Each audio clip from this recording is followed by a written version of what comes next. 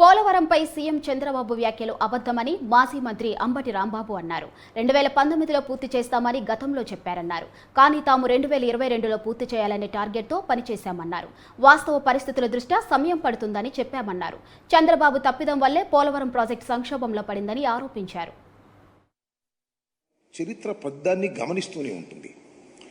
ఇక్కడ దుర్మార్గంగా పోలవరానికి సంబంధించినటువంటి అంశాలను చాలా దుర్మార్గంగా ఎస్టాబ్లిష్ చేయడానికి చంద్రబాబు నాయుడు గారు ఆయనకి సంబంధించినటువంటి కొన్ని పత్రికలు ప్రయత్నం చేస్తున్నాయి. వాస్తవాలను ప్రజలకు వివరించవలసినటువంటి బాధ్యత మాకుంది. ఒక పత్రికలో రాశారు, పేరు ఎందుకులేండి, పోలవరానికి జగన్ ద్రోహం క్షమించరాని నేరం. పోలవరానికి జగన్మోహన్ రెడ్డి గారు ద్రోహం చేశాడని, అది క్షమించడానికి వీల్లేనటువంటి నేరం అనేటువంటి మాట ఆ పత్రిక మెయిన్ హెడ్డింగ్లో పెట్టారు.